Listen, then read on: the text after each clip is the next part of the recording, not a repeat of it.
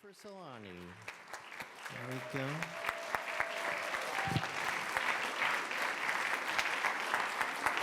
You know the drill. Thank you. Recently, I decided to volunteer at an animal shelter. I've always wanted to do that. When I got there, this volunteer offered to take me on a tour. Now, she works in the cat section, which is iffy for me, given I'm a hardcore dog lover, but I decided to go with it. We're walking around, and then we enter this room, and this black cat darts out from under a shelter and goes straight for me, and I scream. But the volunteer squeals, and she goes, "Oh my God, how did you do that?" And I'm just looking at her, and then she proceeds to explain that that cat has been hiding there for 2 days since she was surrendered. She's not coming out to eat or for treats or for anybody else. And they're worried that there's something wrong with her and that she'll never get adopted. And I break out into this speech about, that's not fair. Every animal deserves a forever home. And she's probably abused. She's terrified. And all she needs is someone she can trust, and then they will love her and give her the life she deserves. And the volunteer is getting teary-eyed and saying, "That's so beautiful. You're such a lovely person."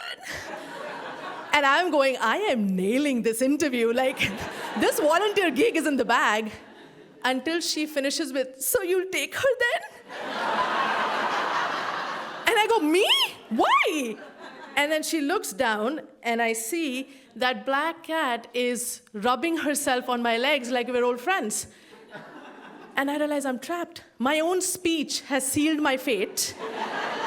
And next thing I know, I'm going into shock as they're making me sign paperwork, and she's been put into this makeshift carrier, and the manager's walking me to the car, gushing about how wonderful I am, and how grateful she is, and how she'll be so great. And then she ends with, and of course, we're a no-kill shelter, so you can always bring her back. So I snap out of it, and I go, wait, why would someone bring her back? And as she begins to list the reasons, my brain goes, this is it. This is how I fix this. Because this cat has clearly made a mistake and unintentionally kidnapped me. So all I have to do is pass the 2-week trial, and then I'll use one of these rare reasons and return her, and someone better can take her. It's perfect.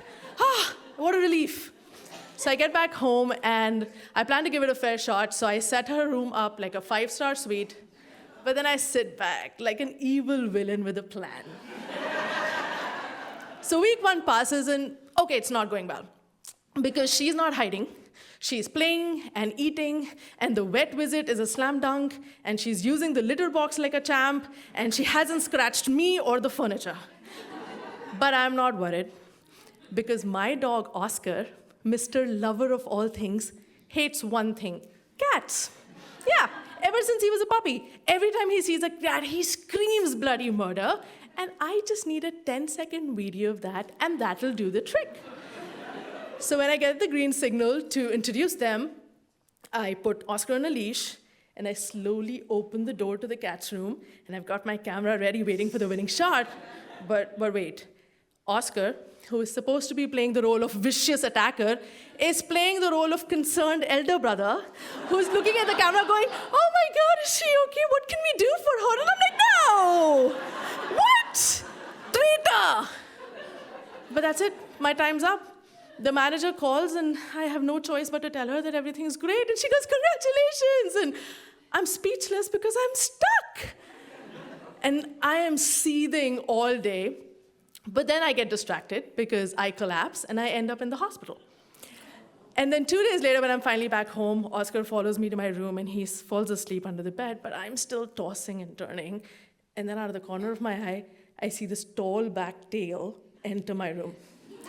And then in one clean swoop, she jumps up on the bed, and I give her a tiny scream because she looks like a tiny panther. And then she starts slowly walking towards me, all intent. And I'm like, this is ironic. 4 doctors fought for 2 days to save my life, and then I get mauled by a cat.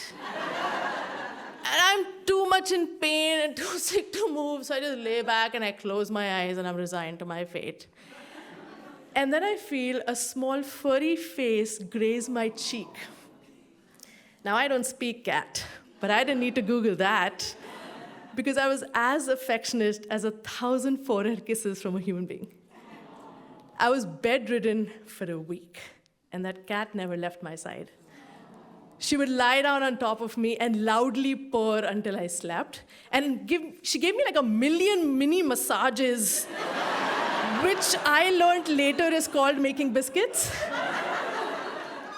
When I was finally better and about to leave the room, she sat up all alert, and her big yellow eyes are like looking at me up and down like she's giving me an MRI scan. So I look at her and I'm like, no, it's fine. I'm okay. No pain today. And the moment I said that, she plomped on her side, legs in the air, and passed out. And she looked like an exhausted mother who had been taking care of a sick newborn for a week. And that made me laugh, because I finally got the joke. 3 weeks ago, I thought I brought an abandoned animal home. But as it turns out, I'm the rescue. Because the weird thing about unconditional love is we all want it. I gush about it all the time, but no one had taught me how to receive it. So now this tiny cat is like a mini rehab for my heart. And she's teaching me every day that I deserve to be loved and protected. And I am just so grateful that this stupid villain lost. And she won. Thank you.